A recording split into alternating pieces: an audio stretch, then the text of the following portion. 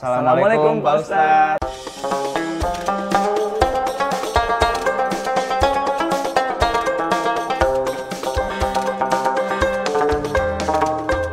Waalaikumsalam warahmatullahi wabarakatuh. Saya yang mau nanya Pak Ustadz. Silakan. Sekarang kan lagi musim orang hijrah nih, mengenal agama dengan lebih baik lah dari sebelumnya. Kira-kira tanggapan Pak Ustadz gimana? Iya. Dulu kita kenal orang bilang udah tobat nih, muncul macam-macam tobat, ya kan? Tobat sambal dan sebagainya. Sekarang umumnya hijrah. Kadang-kadang yang dulu yang sekarang juga nggak ngerti tobat itu apa, hijrah itu apa. Nah, jadi sebenarnya ini ada perintah, ada larangan. Orang yang diperintah tapi nggak ngejalanin, kemudian suatu saat dia menjalankan, namanya tobat. Gimana Pak Ustadz? Orang yang Diperintah tapi nggak ngejalanin. tapi dia nggak ngejalanin. Nah, kemudian suatu saat dia menjalankan, namanya tobat. Misalnya perintah sholat. Kita disuruh sholat 5 waktu, tapi kita nggak sholat 5 waktu atau bolong-bolong. Ketika kita sadar, lalu kita mengerjakan sholat, namanya kita tobat. Jadi kembali kepada perintah. Kembali on the track, ya, kepada tracknya gitu. Tetapi di sini ada larangan. Dilarang, kita malah ngerjain. Ngerjain. Misalnya ada orang itu mabuk-mabukan, kan dilarang. Nah, ketika dia stop, berhenti, dia meninggalkan, namanya hijrah. Meninggalkan.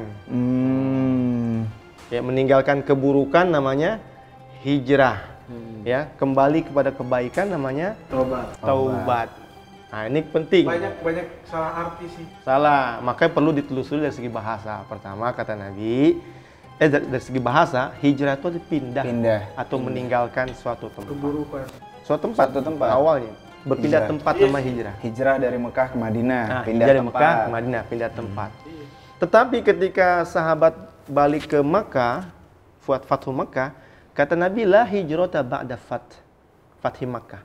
Tidak ada hijrah lagi setelah Mekah dikuasai oleh orang Islam. Tetapi yang ada, kata Nabi, al-muhajiru man hajara ma nahallahu an.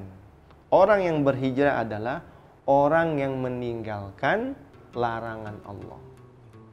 Jadi jangan dikira orang yang awalnya pakai kaos berubah pakai baju koko itu hijrah.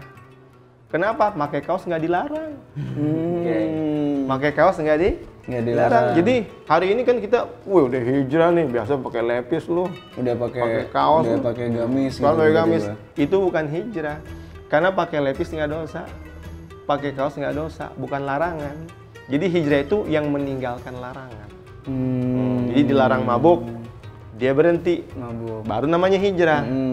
Dilarang apa? Dilarang narkoba, dia berhenti, pindah, meninggalkan, namanya hijrah. Jadi kuncinya adalah al-muhajir man hajara ma nahallahu anhu. Orang yang meninggalkan larangan. Berarti sebenarnya lebih ke perbuatannya yang hijrah, Pak Ustadz ya? Betul. Soalnya kan yang kebanyakan kan tiba-tiba yang hijrah, yang kayak Pak Ustadz bilang tadi, tiba-tiba bajunya pakai gamis misalnya gitu.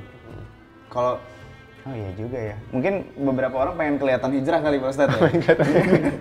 Iya. Padahal bukan seperti itu. Jadi yang dilarang, kunci lihatnya ini aja. Dilarang atau tidak? Pakai kaos nggak dilarang. Kalau berubah jadi pakai jubah, bukan hijrah namanya. Kalau pakai kaos yang ada tulisannya itu sholat belum baca, Itu bukan larangan yang sifatnya Kaos apaan, Mas? Kaos apa, Bang? lagi sholat nih, dia pakai kaos, terus ada tulisan nih, karena yang khusyuk malah ngebaca. Apa hubungannya sama hijrah ya? Apa hubungannya sama hijrah ya? Men, pertanyaannya men. Itu maksudnya dipakai maksudnya bener Bang, dulu. Itu beda ya? nggak boleh pakai kaos yang ada tulisan ganggu orang sholat mungkin ya Bang ya? Iya kayak gitu. yaitu juknis namanya. Kalau lagi sholat, ya janganlah pakai Yang baju, mencolok ya? baik kaos ataupun yang lain ada tulisannya, karena nanti orang akan terpancing untuk membaca tulisan. Tapi untuk yang memakai itu dosa nggak? Yang memakai itu dosa atau tidak? Kalau memakai tidak dosa, maka dilapis lagi dengan jaket yang ada tulisannya, jadi nggak kelihatan. Polos ya? Kan bisa diakalin pakai jaket. Makainya nggak apa-apa, tetapi usahakan jangan terlihat, di double dengan sorban lagi. Jadi bacanya nggak kebaca, tulisannya nggak kebaca. Pak Ustadz, tapi Pak Ustadz kalau misalnya tobat itu kan ada tata caranya tuh Pak Ustadz, sholat tobat segala macam. Bacaan tobat. Kalau misalnya hijrah itu ada tata caranya juga nggak Pak Ustadz? Iya. Jadi sebenarnya kalau taubat itu dia punya rukun. Rukun taubat itu pertama dia adalah menyesal. Menyesal, taubat tuh, menyesal. Kemudian kedua berhenti. Ya, berhenti. Dan yang ketiga, kalau terkait dengan hak manusia dia mesti mengembalikan atau meminta keikhlasan.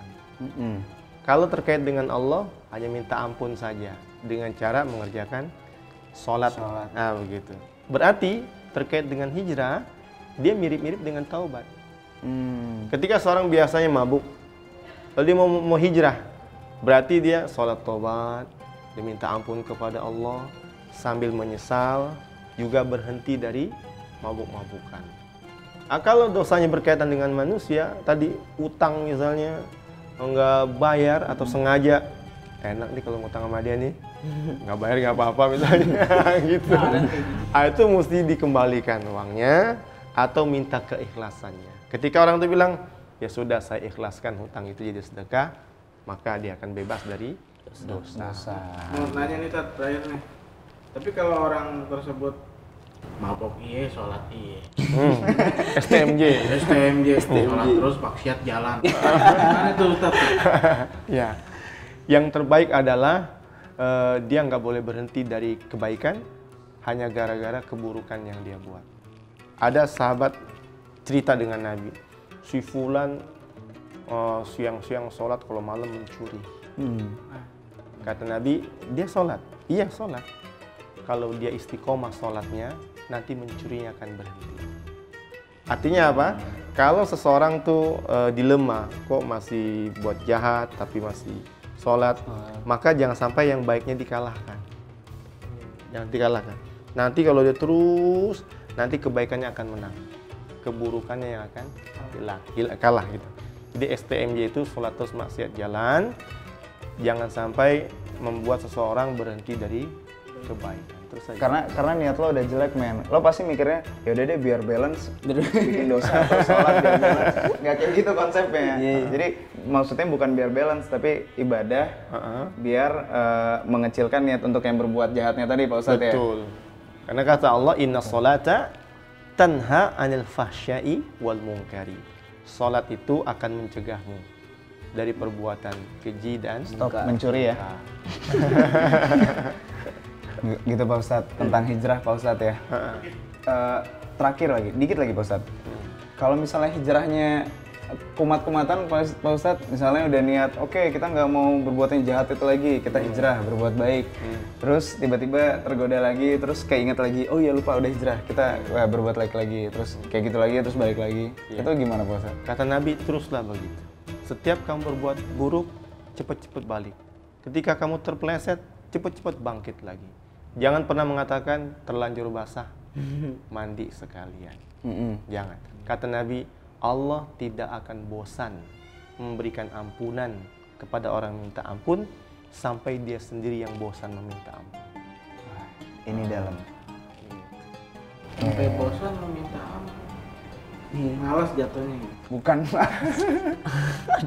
Selama seseorang itu minta ampun, Allah nggak akan bosan memberikan ampunan. Artinya jangan pernah kita putus asa, malu sih sama Allah nih, udahlah nggak usah minta ampun, ntar juga balik lagi. Jangan. Allah nggak akan bosan. Kita balik berbuat jahat, Allah minta ampun, Allah ampunin lagi, Allah ampunin lagi, seperti itu. Nanti lama-lama lo juga malu sendiri minta ampun mulu tapi berbuat dosa terus. Itu maksudnya. Jadi jangan pernah berhenti, jangan stop. Namanya orang jatuh bangkit.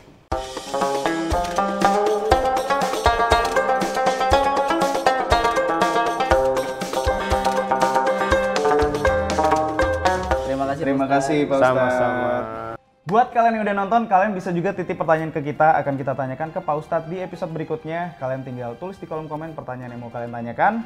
Jangan lupa juga subscribe untuk follow terus video-video yang bermanfaat ini. Biar nggak ketinggalan kalau ada video baru, terus bisa dinyalain juga loncengnya. Terus jangan lupa videonya kalian share ke teman-teman kalian, ke Instastory, ke grup WhatsApp keluarga. Oh, ke grup WhatsApp keluarga boleh sih. Ke grup WhatsApp keluarga. WhatsApp kelas, Arisan, angkatan. kelas, temen geng kantin, anak geng tongkrongan, Iya, yang anak terserah. motor, Pokoknya intinya semuanya kalian share. boleh kalau mau nge-share video ini dan jangan lupa subscribe. Satu kebaikan untuk semuanya. Apa itu? Jadi kalau nge-share kan dapat kebaikan gitu Bang di bulan Oh, Ramadan. amal jariah. Amal jariah itu makanya. Oke.